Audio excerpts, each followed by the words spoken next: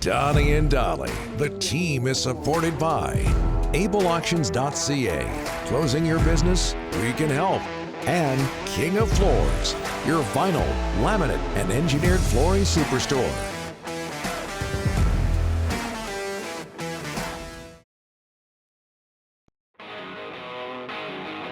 Today's guest, as always on a Friday, brought to you by Langley Chrysler. That includes Jeff Paterson standing by. They have the vehicle for your next summer adventure. Maybe give us the details of that Flyers-Sabres trade in a second, Rick. Whether you need a Jeep for the beach or a Ram for the fam, you can save up to $12,000 online or on land at langleychrysler.com as the two teams who met at the 1975 Stanley Cup Final, the Flyers and Sabres, hook up in a deal. Was that the Fog game in one of those? Yeah. That was in Buffalo, right? Mm-hmm. At the old auditorium. Yes. Yeah. Flyers won. We're dating ourselves, buddy. I remember it well. That was a good series, by the way. Look, there's still it's still trickling in, Donnie. It's not official yet, but it looks like Ristolainen to Philadelphia for the 13th overall pick, and also word now for a second rounder the year after. Just let it trickle in. It's not official yet. Jeff Paterson joining us now on this draft day, NHL entry draft day from Sekeres and Price. Jeff, thanks for doing this. How are you, sir? I'm excited, guys. There's enough smoke around this Vancouver Hockey Club that you got to think that there will be a fire. I don't know if that's a good thing, if this team is on fire necessarily, but boy, it just feels like there's been enough talk in the days leading up to, and even more on draft day, that something is going to happen with this hockey club. What would your reaction be if the Canucks traded the 9th overall pick? Obviously, the return would have an effect on your reaction, but just getting rid of that 9th pick. Yeah, I'm in favor of keeping it, Donnie. I just don't like the idea of 2 years in a row not having a first-round selection for a team that, is in the position the Canucks are in. And I get if you move this 9th overall pick, you're getting something that can help you. But even if you acquire a significant piece, and I think you'd have to. I mean, the value of a top 10 pick, and we've heard so much about, really there being 9 good players. If the Canucks hold that pick, that they can't go wrong. Like, somebody's getting a really good player at 9th overall. There's got to be significant value to that trade chip. But that doesn't guarantee you make the playoffs next year, and then you've gone back-to-back years without a first-round pick to develop. I've said this a couple of times elsewhere, but I'll say it again, that I know Jim Benning has stated for the record that he has to make the playoffs next year. But saying it and making it happen are two different things. And if they don't make the playoffs, Jim's job may be in jeopardy. But guess what? Like, Elias Pettersson's 22 and Quinn Hughes is 21. They're going to be here for a while. Mm-hmm. And so sort of a knee-jerk reaction just to make the playoffs. Like, I don't want the Canucks to get into some sort of cycle where it's about just making the playoffs for 1 year. I want them to use this core group that they've got, support it with even more talent, and build to something so that they can have a sustained run, a bunch of swings at taking a run at winning the cup. And this just, again, we hear about, what is the plan? Is there a plan? And this feels like a knee-jerk reaction for a team that, let's be honest, it doesn't have a ton of trade chips. The prospect pool is remarkably thin, and if you're going to move off the 9th overall pick, we've said this for a while, but I think people are going to see it for themselves when this team is on the ice in Abbotsford, unless the Canucks are really active. And I know you've talked a little bit about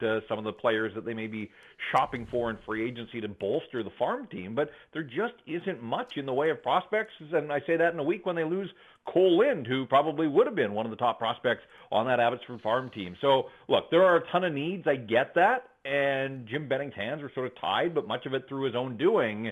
But I am not in favor. I'm just not in favor of moving off this 9th overall selection.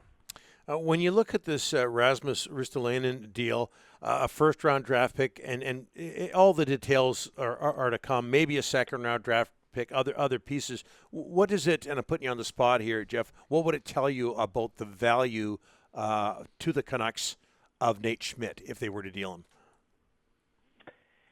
Yeah, I mean, everything that I've seen and heard, it sounds like Nate Schmidt's part of this logjam that Seth Jones seems to be kind of holding up traffic. Now, I don't know if the Ristolainen deal is going to impact that, but it just kind of feels to me like Nate Schmidt is on the back burner.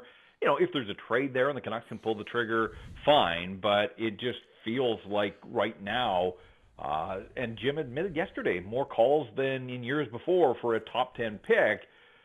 It kind of feels like that's what other teams are going to covet from the Vancouver Canucks, and that's sort of the deal that I'm expecting. And, and then you're forced to sort of revisit all the speculation from a month ago of Sam Reinhart. And, is this a sign with Royce Delanen that Buffalo is now totally open for business, and this is the first of many trades we'll see from the Sabres today? And if so, will they pull the trigger on a Sam Reinhart deal? And look, Sam Reinhart's a really good player. I think most people would agree with that. And we know the local ties.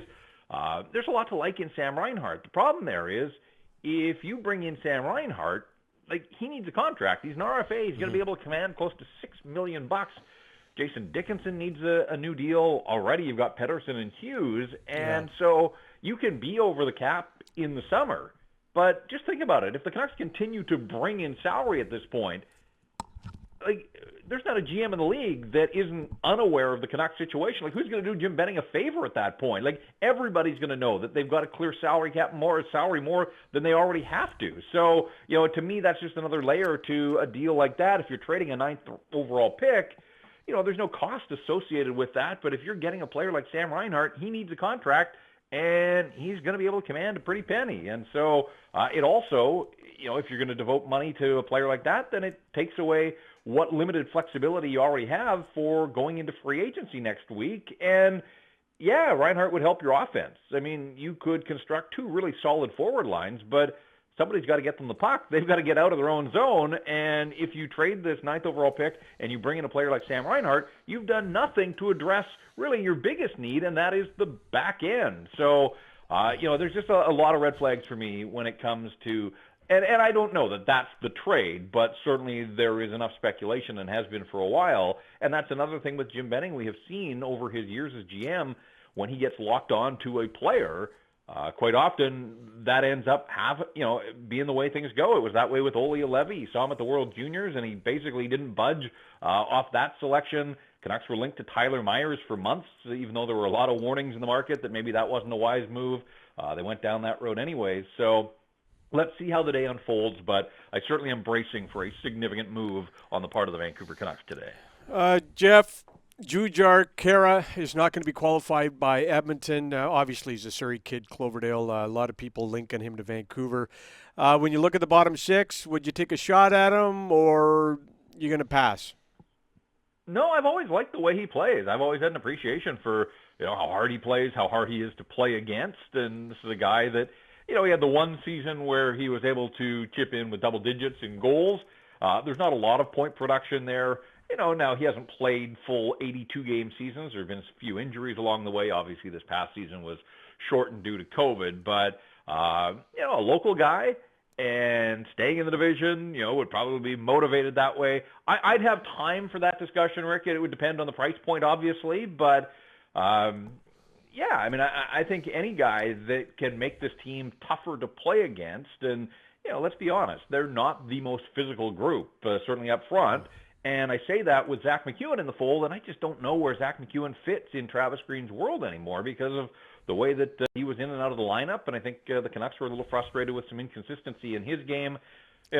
So could they use a little bit of added muscle? What was the word that was linked to the Canucks? Heft. I think was the word. I think Jujhar Khaira, if he's completely healthy, 26 years of age, he turns 27 here in the summer. But I think that's the kind of player that absolutely I would kick some tires on.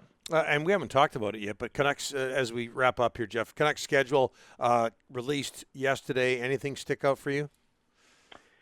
Yeah, starting with 6 on the road isn't ideal for a team that, both the coach and the general manager, there's going to be some heat on them, obviously. And now you look at the opponents on that road trip. They won in Edmonton on opening night last year, so it can be done.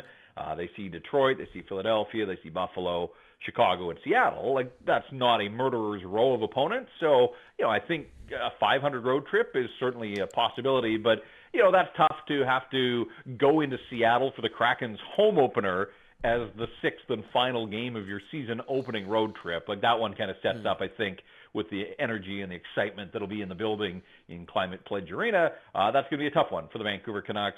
But look, every schedule has its quirk. You play 41 at home and 41 on the road, and you all hit the finish line at the same time. So, you have to deal with what comes your way. There's a really long stretch in there from December into the second week of January where they don't leave the Pacific time zone. So that would seem like an opportunity where, the bulk of their games are at home and even their travel in that window is limited. And so maybe that's an opportunity to make some hay there in the schedule. And then, of course, with the Olympic break that's built in, February, there's basically 3 weeks off. So that's a little bit odd, but every team's going to get that.